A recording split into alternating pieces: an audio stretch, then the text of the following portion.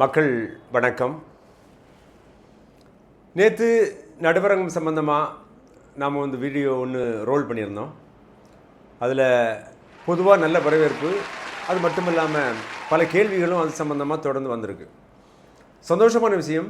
ஏன்னா எத்தனை கேள்விகள் வந்தாலும் இது சம்பந்தமாக ஆன்சர் பண்ணுவது அப்படிங்கிறது எனக்கு மகிழ்ச்சி மட்டுமில்லை, என்னுடைய கடமையாகவும் நான் நினைக்கிறேன். உங்களுக்கு தெரியும், என் பேர் எஸ் அருணாச்சலம்.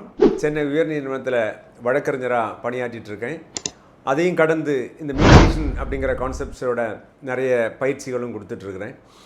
இது சம்மந்தமாக பல புத்தகங்களும் எழுதியிருக்கேன். அதெல்லாம் நான் உங்களுக்கு போடுறேன். எப்படியாவது ஒரு வேளை அந்த விளம்பரங்கள் உங்களை சேரும். தேவைன்னா அந்த புத்தகங்களையும் வாங்கி நீங்கள் படிக்கலாம்.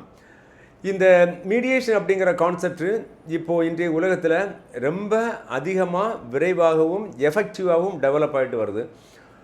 இது என்ன அப்படின்னு சொன்னால், ஒவ்வொரு குடும்பத்துக்குள்ளே ஒரு டாக்டர் இருக்கணும் அப்படின்னு சொல்லுவாங்கள்ல, அது மாதிரி ஒவ்வொரு குடும்பத்துக்குள்ளேயும் ஒரு மீடியேட்டர் இருந்து செயல்படுவது அப்படிங்கிறது மிக மிக தேவையான ஒரு அம்சமாக இருக்குது. ஏன்னா இன்று நம்ம நீதிமன்றங்களில் நம்ம எப்படியெல்லாம் வழக்குகள் நடக்குது, எவ்வளவு சிரமம் இருக்குது மக்களுக்கு, எவ்வளவு பொருள் செலவாகுது அப்படிங்கிறது தான் எல்லாருக்கும் ஒரு தெரிஞ்ச விஷயம்தான். அதை ஒன்றும் புதுசாக நம்ம சொல்லி தெரிய வேண்டியது இல்லை. சரி, இன்றைக்குள்ள வீடியோவில் நம்ம என்ன பார்க்க போகிறோம் அப்படின்னா, பெர்செப்ஷன். What is perception? ஒரு மனிதனுடைய கருத்து நிலை என்றால் என்ன அப்படிங்கிற விஷயங்கள் பற்றி பார்க்க போகிறோம். ஒரு ஷார்ட்டாக அது என்ன அப்படிங்கிறது தெரிஞ்சுக்கிட்டோம் அப்படின்னு சொன்னால், பின்னால் நம்ம வீடியோஸ் எல்லாம் நீங்கள் பார்த்து புரிஞ்சுக்கிறதுக்கும், அல்லது நீங்களே உங்கள் லைஃபினுடைய பல விஷயங்களை அறிஞ்சிக்கிறதுக்கும் பல வாய்ப்பு கொடுக்கும். பெர்செப்ஷன் அப்படின்னா என்னுடைய கருத்து நிலை, என்னுடைய கருதுகோள். அதாவது on a particular topic, what is my opinion, what is my thinking, what is my process of thinking on that, அதுதான் பெர்செப்ஷன். இப்போ இதில் நீங்கள் அடிப்படையில் ஒன்றை புரிஞ்சுக்கணும் என்ன அப்படின்னு சொன்னால், the perception differs from one party to other party. இதுதான் நம்ம ரொம்ப சீரியஸாக புரிஞ்சிக்க வேண்டியது. நீங்கள் பெர்செப்ஷன் அப்படிங்கிறது இது என்னுடைய நிலைப்பாடு அப்படின்னு எடுத்தீங்க அப்படின்னு சொன்னால், அதே மாதிரி இன்னொரு நண்பருக்கு இன்னொரு நிலைப்பாடு இருக்கும். அதை நம்ம மனசில் ஏற்றுக்கணும். நான் நினைக்கக்கூடிய நிலைப்பாடு தான் சரியான நிலைப்பாடு, அதுதான் முழுமையான நிலைப்பாடு, அதுதான் ஃபைனலான நிலைப்பாடு என்று நாம் ஒரு முடிவுக்கு வருவோமேயானால் நாம் தவறிழைக்கிறோம் என்று அர்த்தம். எப்படி? ஒவ்வொரு ஆளும் ஏன்னா perceptual ideas, perceptual thinking may lead to a judgemental approach. ரொம்ப சீரியஸான விஷயம். நீங்கள் யோசிச்சு பாருங்கள். இப்போ நான் என்ன நினைக்கிறேன்னு சொன்னால், இந்த மாதிரி ஒரு ஒரு மாதிரி ரேக்ஸ் மாதிரி ஒரு வேட்டியும் கட்டிட்டு ஒரு சட்டையும் போட்டு ஒரு ஆள் வராரு. Seeming to be his approach is very shabby, his approach is not clear. அவரை பார்க்கும்போது ஒரு ஏழ்மையான ஒரு மனிதன மாதிரி தெரியுது, அல்லது ஒரு அறிவு புலம் பெறாத ஒரு மனிதனாக தெரியுது. அப்படின்னு அவரை பற்றி நான் முடிவெடுக்கிறேன்னு வைங்களேன். இது அவரை பற்றிய first look perception. Do never judge the book by its cover அப்படின்னு நீங்கள் கேள்விப்பட்டிருப்பீங்க. ஒரு புக்கினுடைய கவர் ரொம்ப ரொம்ப ரொம்ப அட்ராக்டிவாக இருக்குது அப்படின்னு சொன்னால், அந்த புத்தகத்தின் உள்ளே இருக்கக்கூடிய கண்டென்ட் எல்லாம் நல்லா தான் இருக்கும் அப்படின்னு நீங்கள் ஒரு முடிவுக்கு வந்துட முடியாது.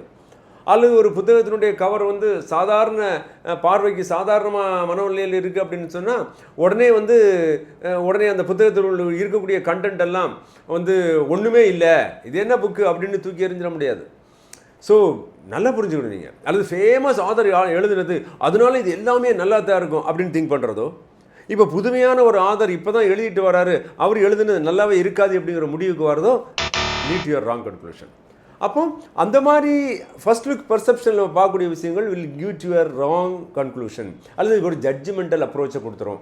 எந்த நேரத்திலுமே நீங்களாம் ஒரு முடிவெடுத்து ஒரு ஜட்ஜ்மெண்டல் அப்ரோச்சை உருவாக்குவீர்களே ஆனால், அது வாழ்க்கையில் வேற ஒரு விஷயத்துக்கு உங்களை லீட் பண்ணி கொண்டு போயிடும். Number one thing.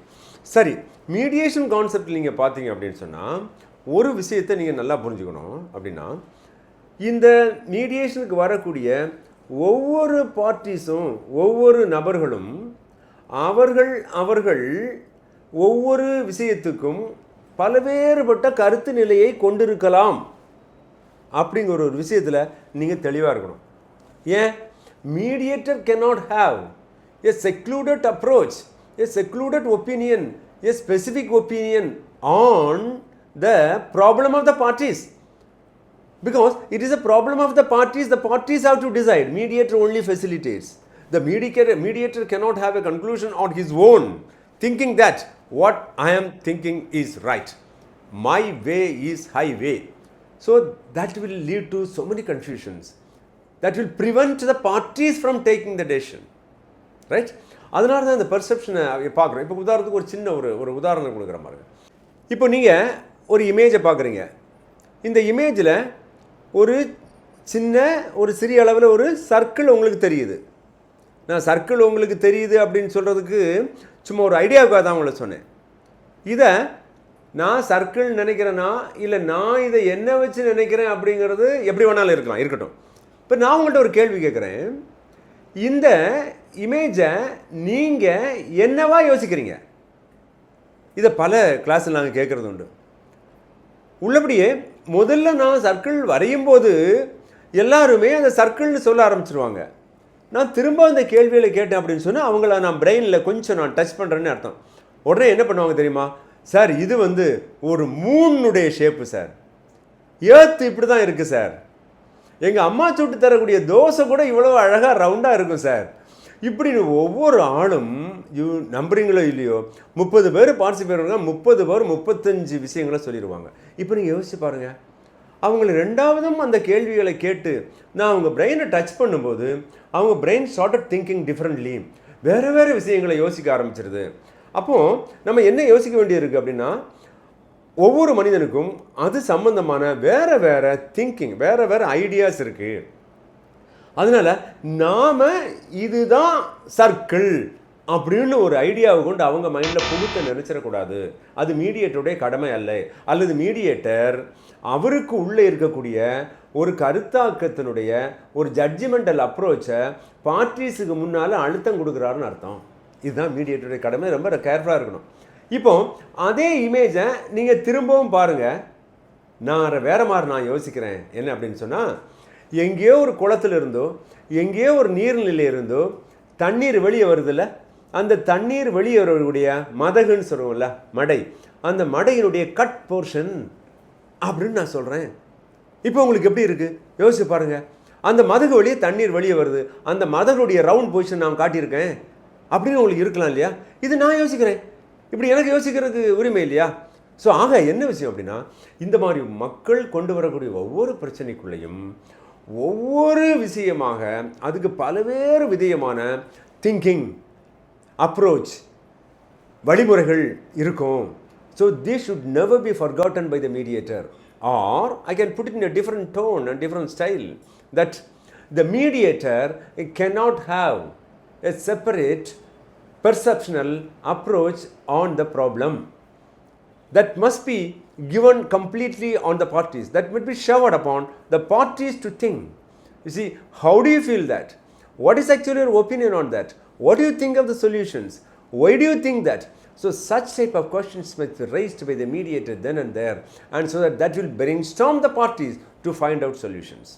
Putting it lastly, I am telling you, the perceptual approach is according to the level of knowledge of the parties. You must understand.